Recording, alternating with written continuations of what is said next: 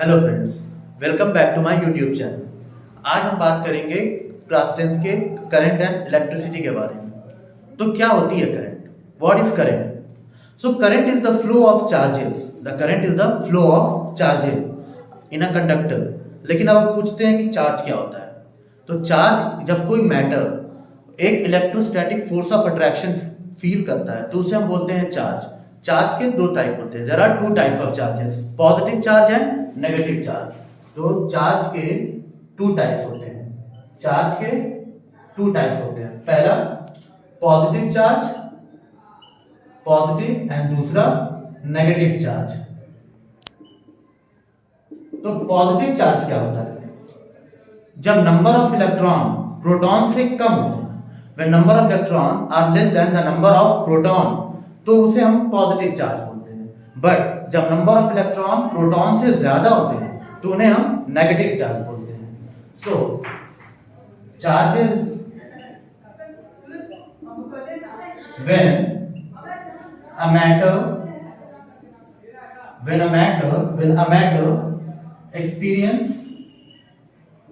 matter experience a force of attraction, when a matter experience a force of attraction in when a matter experience a force of attraction in electric or magnetic force, then it is called charges. SI unit of charges coulomb. The SI unit of charges coulomb.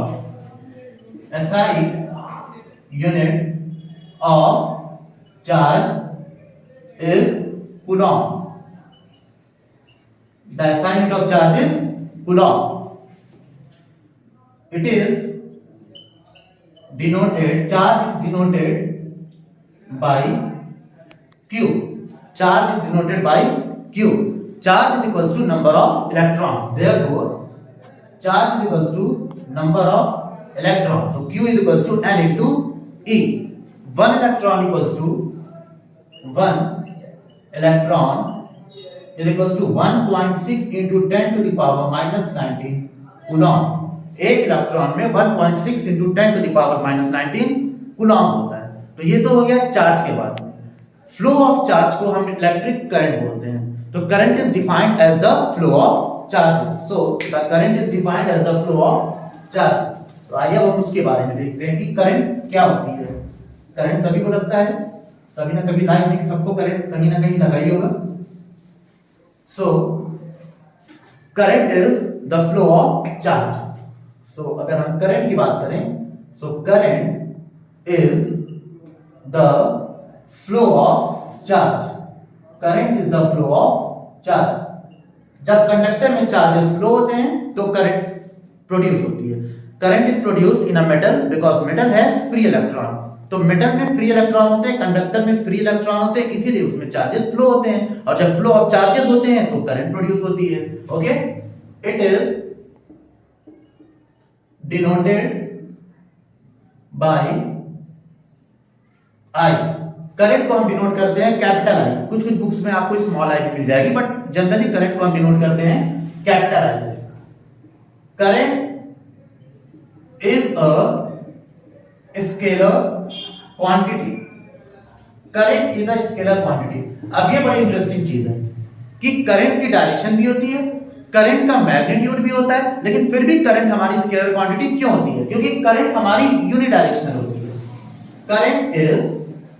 Current is unidirectional, यानी current सिर्फ एक direction में ही flow करती है। Current is unidirectional, current सिर्फ एक direction में ही flow करती है। और दूसरी चीज, करंट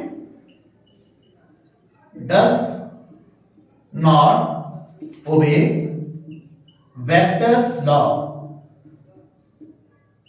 करंट डज नॉट ओबे वेक्टर्स लॉ। करंट जो है वो वेक्टर की लॉ को ओबे नहीं करती है। कौन सी? Additional law. Additional law, additional law of vector, या इसको हम वेक्टर एडिशन लॉ भी कहते हैं। Current does not obey vector addition law. For example, अगर यहां से कोई करंट आ रही है 2 एम्पियर और एक यहां से करंट आ रही है 3 एम्पियर, तो हमें जो यहाँ करंट मिलेगी वो मिलेगी हमें 5 एम्पियर। 2 + 3 5। अब ये तो इस तरह तो वेक्टर एडिशन होता नहीं है, दैट मींस ये तो स्केलर एडिशन है। तो current only obeys scalar scalar addition, that is why current is called scalar quantity. So current is a scalar quantity. तो हम लोगों ने क्या सीखा? Current is the flow of charges, it is denoted by capital I। Current is a scalar quantity, current is unidirectional, current does not obey vector addition law. Okay, why? क्योंकि अगर current इस direction से जाती है 2 ampere, इस direction से जाती है 3 एंपियर, और इधर आती है तो वो 5 एंपियर हो जाती है। ठीक है, अब आते हैं हमारे नेक्स्ट टॉपिक पे, वो है करंट का फॉर्मूला। क्या होता है करंट का formula? So generally I equals to, ये लीक हो रही है क्या? Generally I equals to Q by T। I equals to Q by T, यानी कि number of charges flowing in given time, the number of charges flowing in given time। Suppose the charge is N into E upon T। जो charges होते हैं वो क्या होते हैं? मैंने अभी इससे पहले बताया कि charges equals to number of electron. तो I equals to Q by T, whereas N into E upon T।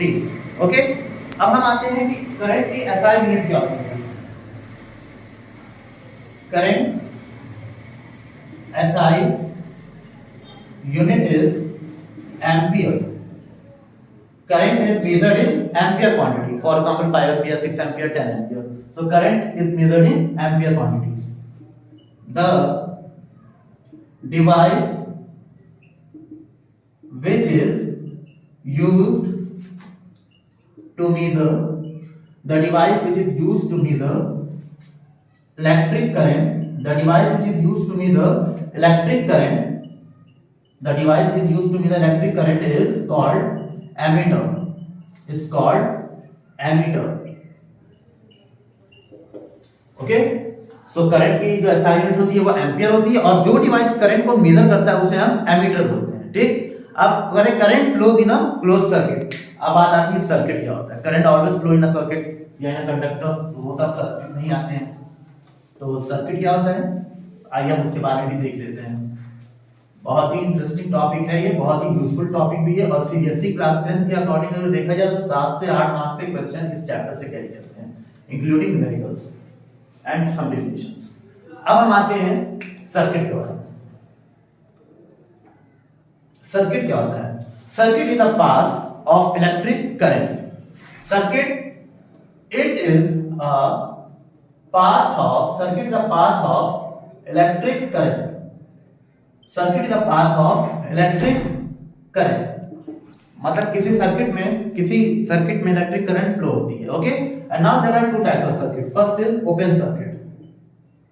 Open circuit, अब ओपन सर्किट क्या होता है ना कि जब पाथ ब्रोकन होता है, जब पाथ ओपन होता है ना तो उसे हम ओपन सर्किट कहते हैं। फॉर एग्जांपल सपोज करिए कि ये टर्मिनल है, ओके, और ये की है। ओके, अब यहां से करंट आपकी फ्लो नहीं करेगी, क्योंकि इस सर्किट को आप देखो, यहां से सर्किट ब्रेक है। जैसे हम लोग घरों में जब स्विच ऑफ करते हैं ना तो यही कंडीशन होती है कि सर्किट क्या होती है? ओपन हो जाती है। जब स्विच ऑफ करते हैं तो सर्किट ओपन हो जाती है, और अब करंट का ये रास्ता ही इसका टूट गया, रास्ता ही इसका नहीं है, ओपन हो गया, इसीलिए इसमें करंट फ्लो नहीं करेगी। वेयर इन क्लोज सर्किट में करंट हमारी फ्लो करेगी। फॉर एग्जांपल यहाँ पे ए टर्मिनल दे देते हैं, यहाँ पे, और ये अभी देखिए यही जो की है ना ये आपका क्लोज है, तो यहां पे क्या होगी? करंट फ्लो, क्योंकि ये सर्किट अभी क्लोज्ड है।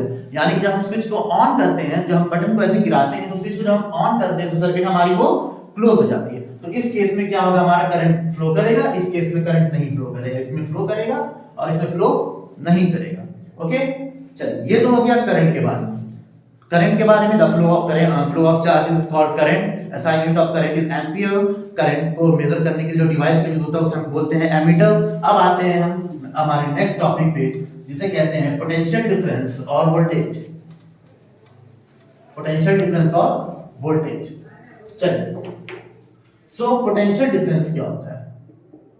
पोटेंशियल डिफरेंस क्या होता है? पोटेंशियल डिफरेंस, सी, पोटेंशियल डिफरेंस कुछ नहीं है, जैसे किसी एक चार्ज को किसी एक पॉइंट से उठा के हम दूसरे पॉइंट पे ले जाते हैं, और उसको करने में जितना हमें वर्क डन करना पड़ा ना, उसे ही हम बोलते हैं potential difference.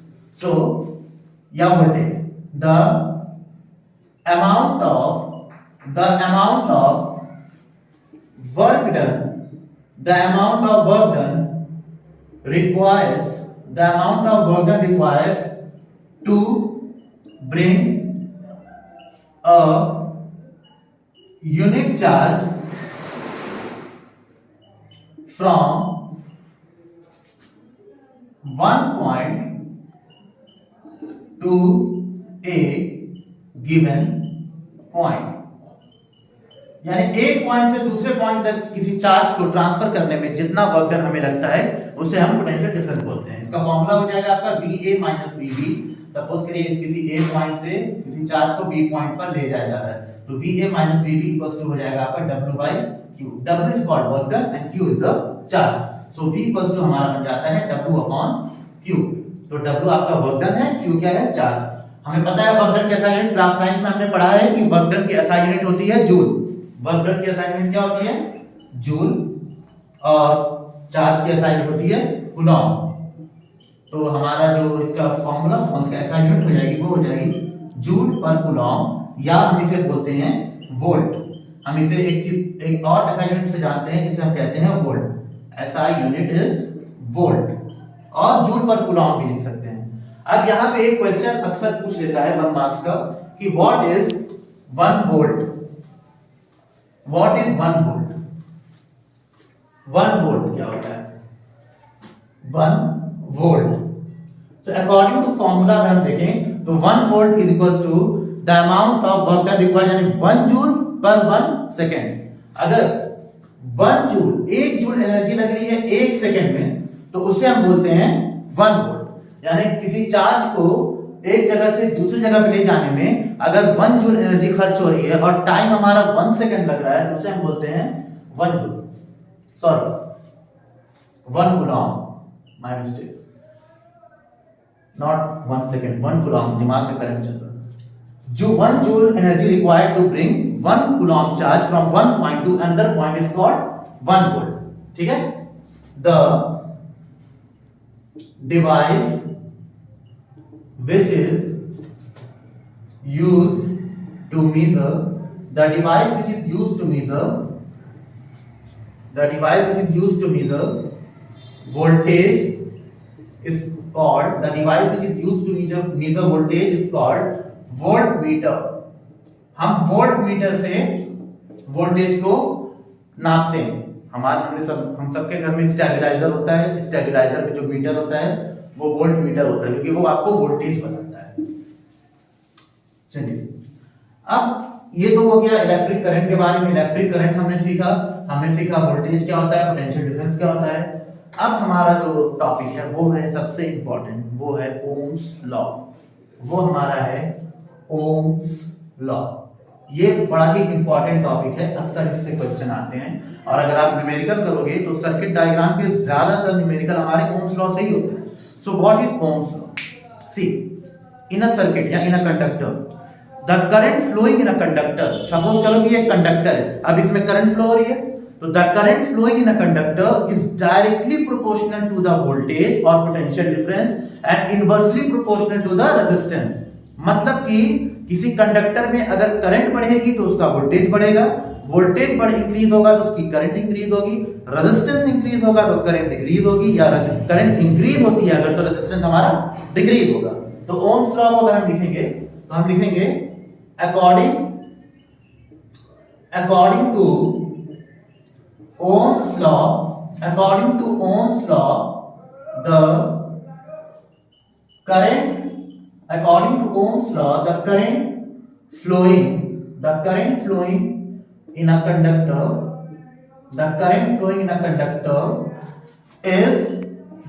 flowing in a conductor is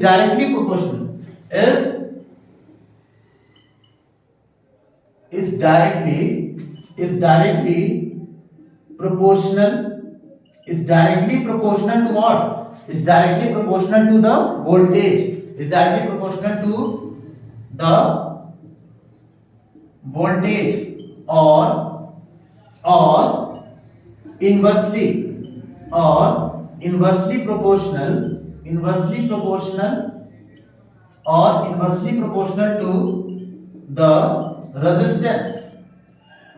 अब रेजिस्टेंस क्या होता है ये आगे मैं बताऊंगा नेक्स्ट वीडियो में कि रेजिस्टेंस क्या होता है, हीटिंग इफेक्ट क्या होता है, जूल्स लॉ क्या होता है, न्यूमेरिकल्स कैसे सॉल्व करने हैं, वो सारे हम नेक्स्ट, और कॉम्बिनेशन ऑफ रेजिस्टेंस, वो सारे हम नेक्स्ट वीडियो में डिस्कस करेंगे। Inversely proportional to the resistance, so V is equals to I into R, ये हमारा जनरल इक्वेशन होता है ओम्स लॉ का, relation of potential difference, current and resistance. I is equals to V upon R। हम यहां देखेंगे I is directly proportional to V and I is inversely proportional to R, यही हमारा Ohm's law होता है। और एक ग्राफ होता है VI graph of Ohm's law. तो ओम्स लॉ का VI ग्राफ क्या होता है, अगर हम बात करें, जैसा कि हमने आपसे कहा कि करंट इंक्रीज होगी तो वोल्टेज इंक्रीज होगा, करंट अगर इंक्रीज हो रही है तो वोल्टेज हमारा इंक्रीज होगा। अभी अब मैं ग्राफ बनाता हूं यहां पे, अभी इस पॉइंट को लीजिए, इस पॉइंट को लीजिए, इस पॉइंट को या किसी भी पॉइंट को आप उठाएंगे तो आप देखेंगे कि करंट अगर इंक्रीज हो रही है ना, अगर करंट इंक्रीज हो रही है तो वोल्टेज भी इंक्रीज हो रहा है। सिर्फ करंट, अगर करंट इंक्रीज हो रही है तो हमारा वोल्टेज भी इंक्रीज हो रहा है, ठीक है ना। यहां पे करंट मान लीजिए 1 एंपियर है तो वोल्टेज भी हमारा 1 वोल्ट होगा, करंट 2 एंपियर है तो वोल्टेज हमारा 2 वोल्ट होगा। मतलब डायरेक्टली प्रोपोर्शनल है, 1 एंपियर करंट इंक्रीज हो रहा है तो 1 वोल्टेज इंक्रीज हो रहा है ना, बिल्कुल डायरेक्टली प्रोपोर्शनल है, ठीक है। तो इस वीडियो के लिए फिलहाल इतना ही, आगे की बात हम नेक्स्ट वीडियो में करेंगे। Thank you for watching, please subscribe my channel if you like this video, thank you.